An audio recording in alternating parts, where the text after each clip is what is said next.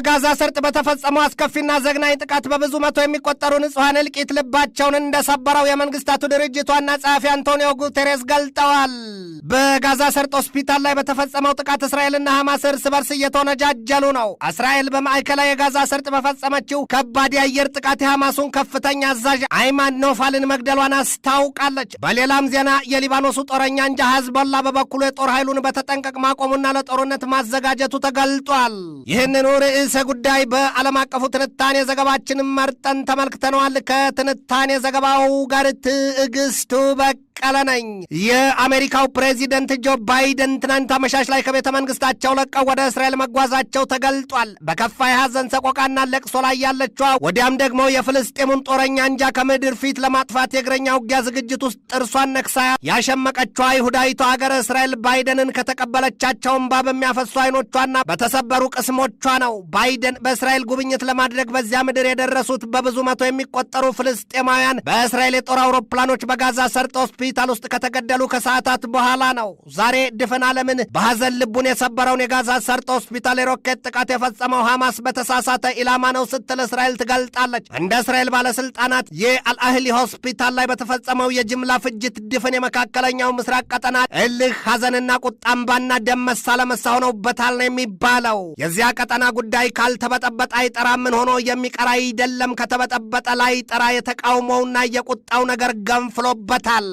በመንግስታቱ ድርጅት ውስጥ በአባልነት ያሉት 22ቱ የአረብ ሀገራት በጋዛ ሰርጥ ያለው ሆስፒታል ከተመታና ከ500 በላይ ሰዎች ከሞቱ በኋላ ጦርነቱ በአስቸኳይ ይቆም ዘንድ በቁጣ ጥያቄ ማቅረባቸው ነው የተሰማው። የአረብ ዓለም ሀገራት ለጋዛ ሰርጥ ነዋሪዎች የእርዳታ አቅርቦቱን በተገቢው እንዲቀርብና በግዳጅ የማፈናቀሉ ነገር እንዲያበቃ ጠይቀዋል። አሁን በአረብ ዓለምና ከዚያም ውጭ ባሉት ሀገራት ተቃውሞና ቁጣው በርትቷል። ሐማስ ለአልሃሊ ሆስፒታል ጥቃትና የብዙ መቶ ሰዎች ሞት የእስራኤልን የአየር ጥቃት ሲያማርር፣ ሂዝቦላ በሊባኖስ ዕለቱን የቁጣ ቀን ብሎታል። በቤይሩት በሚገኘው የአሜሪካ ኤምባሲ ሂዝቦላ ባስተላለፈው ጥሪ መሰረት ተቃውሞ አራማጆቹ ድንጋይ እየወረወሩ ባገኙት ላይ ሁሉ እሳት እያያያዙ በተቃውሟቸው መግፋታቸውን የአዣንስ ፍራንስ ፕሬስ ዘገባ ያትታል።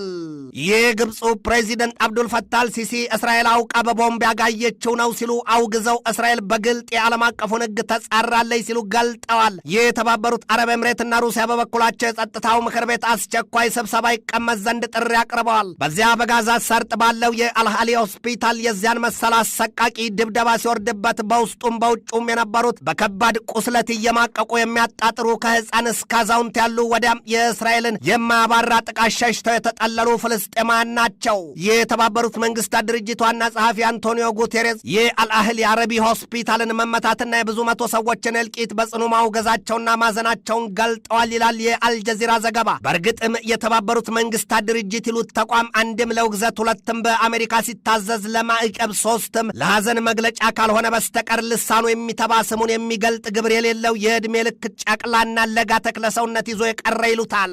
ገሚሶቹ ደግሞ የተባበሩት መንግስታት ድርጅትን ውሳኔ የወረቀት ላይ ነብር እንጂ ሌላ የማይሆን ሲሉ ይገልጡታል። ሁሌም ከተበደሉና ከተገፉት ወገን ሳይሆን ከገፊዎቹና ከበዳዮቹ ጎራ የሚሰለፍ በሚል ትችት የደበደበው ተቋም ነገር ግን ስሙ የመንግስታት ህብረት በጋዛ ሰርጥ ሆስፒታል ላይ ጥቃቱ ሲፈጸም በቻይና ምድር እንደነበሩ የተገለጠው የተባበሩት መንግስታት ድርጅት ዋና ጸሐፊ አንቶኒዮ ጉቴሬስ ዕድሜ የሸበሸበውን የፊታቸውን መስመር በቁጣቸውና በድንጋጤያቸው ለመግፋት እየታገሉ በእስራኤልና በጋዛ ሰርጥ አስቸኳይ የተኩስ አቁም ጥሪ አቅርበዋል። ጉቴሬስ ያላቸው አቅም ከተባለ ደግሞ ይኸው ነው። ሰውየው እንደ ግል አዛውንት ናቸውና ከእርሳቸው የሚጠበቅም ነው። እንደዚያ የስም ዓለም አቀፍ ተቋም ግን ድምፅም ግብርም የማይታይ የማይሰማበት ነው። ጉቴሬስ ሐማስ የያዛቸውን ምርኮኞች ሁሉንም ያለምንም ቅድመ ሁኔታ ይለቅ ዘንድ ጥሪ አቅርበዋል ነው የተባለው። በሌላም ዜና የእስላማዊ ትብብር ድርጅት እስራኤል በጋዛ ሰርጥ የአልአህሊ ሆስፒታል ላይ ያደረሰችውን ከባድ ጥቃት ወንጀል ሲል ማውገዙን የተሰማው ይኸው 57 አባል ሀገራትን ያቀፈው የእስላማዊ ትብብር ድርጅት ወይም ኦአይሲ እስራኤል በጋዛ ሰርጥ የያዘችው ግብር ሁሉ ተቀባይነት የሌለውና የሽብርን ተግባር እየፈጸመች ነውና ከተጠያቂነት አታመልጥም ሲል አቋሙን ገልጦ በሆስፒታሉ ላይ የተፈጸመውን ዘግናኝ ጭፍጨፋ በጽኑ አውግዟል። ከዚያ የአልአህሊ ባፕቲስት ሆስፒታል የተለቀቁ ምስሎች በዚያ ዘግናኝ ጥቃት የተገደሉ ሰዎች አስከሬን በየስፍራው ወድቆ ያሳያሉ። የአናዶሉ ዘጋቢ ከዚያው ከስፍራው ባሰራጨው የዓይን እማኝነት ዘገባውም የአልአህሊ ባፕቲስት ሆስፒታል ህንፃ በአውሮፕላን ቦምብ ሲደረመስ በብዙ ሺህ የሚቆጠሩ ሰዎች በውስጡና በውጭው ክፍል ነበሩ ነው ያለው። ያ ከሆነ ደግሞ የሟቾቹ ቁጥር ምናልባትም አሁን ከተገለጠው በሁለትና በሶስት እጥፍ ሊያሻቅብ ይችላል ማለት ነው። በህንድ የእስራኤል አምባሳደርና ኦርጊሎን ልጆቻችንን ሊፈጁ ያለሙበት መሳሪያና እቅዳቸው የራሳቸውን ልጆች ፈጀባቸው ነው ያሉት የሆስፒታሉን ጥቃት ያደረሱት ፍልስጤማውያኑ መሆናቸውን ለማስረገጥ። ይሄ ማለት ደግሞ በኢትዮጵያውያን የሰው ፈላጊ ራሱ ያጣሊሉትን መሆኑ ነው። ጊሎን አልዋክለውም የሐማስ አሸባሪ ቡድን የእስራኤልን የመከላከያ ኃይል እጅጉን ፈርቶታል፣ ይገባበትም ጠፍቶታል ነው ያሉት ሲል የአኒኒውስ ዘገባ በስፋት ያትታል። ያ አሁን በግልጥ በማን እንደተመታ ባልታወቀው የጋዛ ሰርጥ አልአህሊ ባፕቲስት ሆስፒታል ጦርነቱ ከተጀመረ ጊዜ ወዲህ በየቀኑ ከ1000 በላይ ህሙማን እንደሚገቡበት ይነገራል። የአልአህሊ ሆስፒታል 2500 አልጋዎች ያሉት ነው። እነዚህ አልጋዎች ደግሞ አሁን ለመርፌ ጠብታ ውሃ ማሳረፊያ እንኳን በቸገረ የህዝብ ብዛት ተሰግስገውበት ባለበት አጋጣሚ ነው የዚያ አሰቃቂ ጥቃት የተፈጸመበት። አሁን በጋዛ ሰርጥ ሁሉም ነገር በቅጽበት እጅጉን አስከፊ ወደሆነ አዘቅት እየገባ መላውን ዓለም እያነካካና ዳፋው ለሁሉም እየተረፈ ነው። የጋዛ ሰርጥ የጤና ስርዓት በ6 አገዛዞች ስር ማለፉን ማስታወስ ያስፈልጋል። እስከ መጀመሪያው የዓለም ጦርነት ማብቂያ ድረስ በኦቶማኖች ሲተዳደር ከ1917 የአውሮፓውያኑ እስከ 1947 ድረስ ደግሞ በእንግሊዞች ከ1949 እስከ 1967 በግብጾች ከዚያ በኋላ በ1967 በእስራኤል የጤና ባለስልጣናት ስር እንደነበረና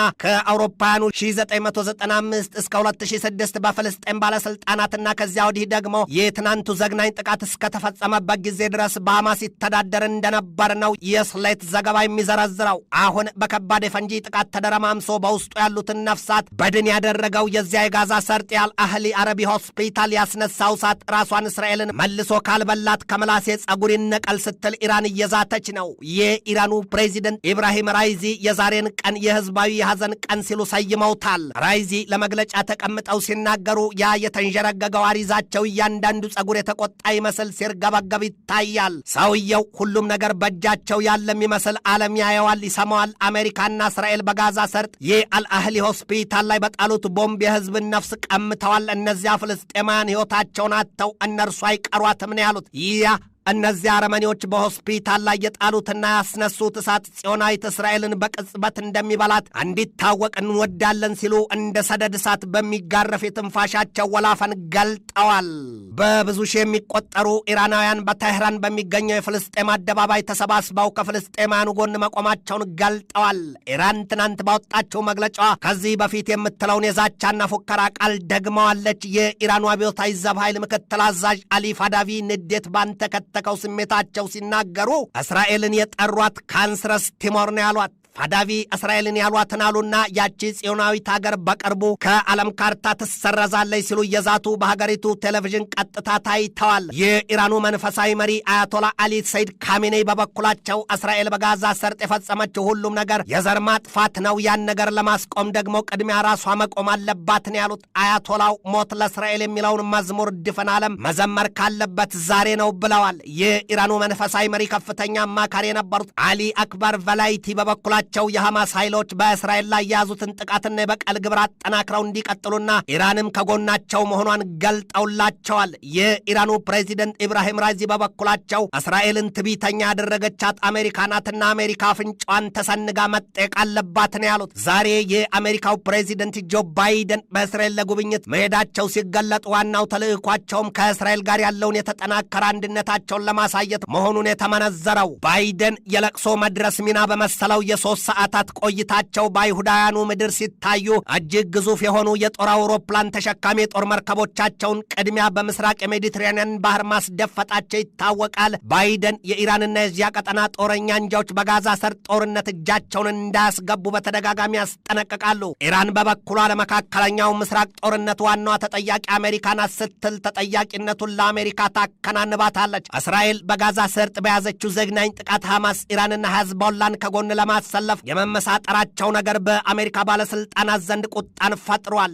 የአሜሪካው ሴናተር ሊንድሴይ ግራሃም ዛሬ በሰጡት ማብራሪያ በኢራን የሚደገፈው ሄዝቦላ በእስራኤል ላይ ጥቃት የሚፈጽም ከሆነ አሜሪካ በቀጥታ የኢራንን የነዳጅ ዘይት የመሰረተ ልማት ሀብት መምታት አለባት ሲሉ እሳት ለኩሰዋል። ከዚያም ውጪ የአሜሪካ ሴናተሮች ጦርነቱ እየከፋና እየገዘፈ ከመጣም አሜሪካ በቀጥታ በዚያ ጦርነት ትጠብቃችኋለች ፊት ለፊት ሲሉ አስጠንቅቀዋል።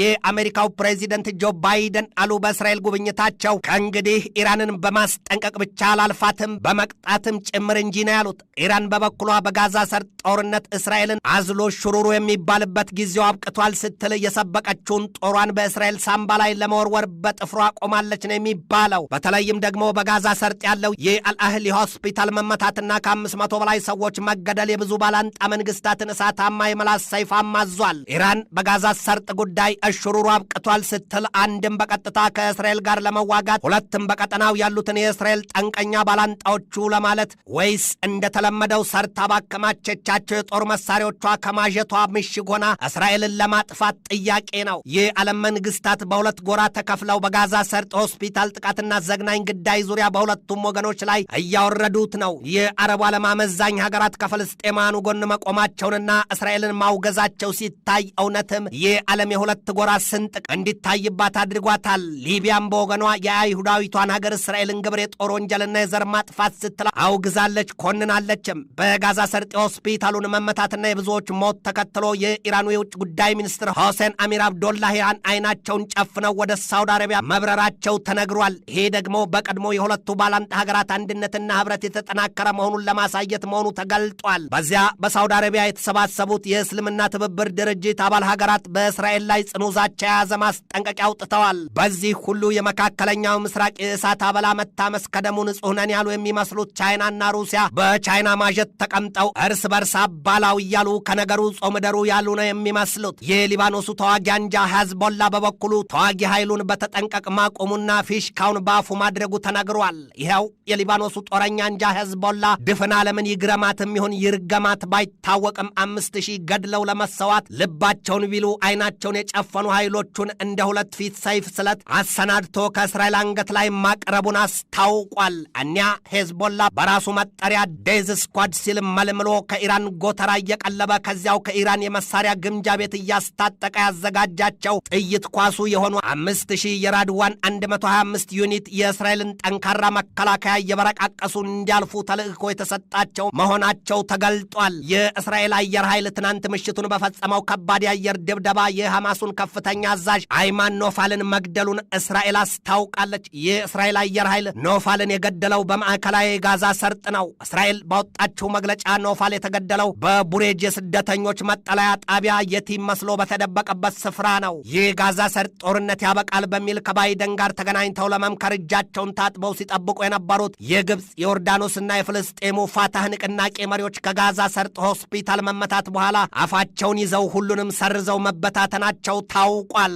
በእስራኤል ዛሬ ጉብኝት ያደረጉት የአሜሪካው ፕሬዚደንት ጆ ባይደን በጋዛ ሰርጥ ስለተመታው ሆስፒታል ሲናገሩ በቃ ሌሎች አካላት ናቸው የመቱት ብለዋቸዋል ኔታንያሁን። አሁን በወቅታዊነት ይህ ዘገባ እስከተጠናቀረበት ጊዜ ድረስ የፍልስጤማኑ ሟቾች ቁጥር ከ3300 በላይ መሆኑና በጽኑ የቆሰሉት ደግሞ ከ13000 በላይ መድረሱ ተነግሯል። ፋይናንሻል ታይምስ ዛሬ በሰበር ባወጣው መረጃው የነዳጅ ዘይት ዋጋ የሚቀመስ ቀርቶ የሚታሰብ አልሆነም ነው ያለው። ይህ በእንዲህ እንዳለ ሐማስና ኢራን በምዕራባውያኑ ላይ ጦርነት ማወጃቸው ተገልጧል። ኢራን በምዕራባውያኑ ላይ ያወጀችውን ጦርነት ከእንግዲህ ዲፕሎማሲ ብሎ ነገር አያቆመውም፣ አይፈታውም፣ አይመልሰውም ሲል ዘ ሜሴንጀር ባወጣው ሰፊ ዘገባው ዘርዝሮታል። አሁን ታዲያ የምዕራቡ ዓለም መንግስታት የኢራንን ከሐማስ ተጥፎ በእስራኤልም ይሁን በምዕራባውያኑ ላይ ጦርነት ማወጅ አፍንጫን ሲመቱት አይን ያለቅሳልን ነውና ሩሲያና ቻይናን በቀጥታ ወደ ጦርነቱ የሚጋብዝ መሆኑ ሳያልሙት ተፈቶላቸዋል። እናም መኖርን እያለሙ መሞት ሲመጣባቸው ጡር ከጦር ቀድሞባቸው አይውጡት አይተፉት ሆኖባቸዋል። ያ በእስራኤልና በሐማስ መካከል የቋያና ቤንዚን እሳት የሆነው ጦርነት የዓለምን ሶስቱን ሀያላን መንግስታት ያላንዳች ጥርጥር ለክትክት ሻሞላ የሚያማዝዝ መሆኑን የዘ ታይምስ ኦፍ ኢንዲያ ዘገባ በስፋት ይተነትነዋል። በለንደን ዩኒቨርሲቲ የሮያል ማሰልጠኛ ተቋም ታዋቂው የፖለቲካ ተንታኝ ፕሮፌሰር ጆስቲን ብሮንክ ይናገራሉ።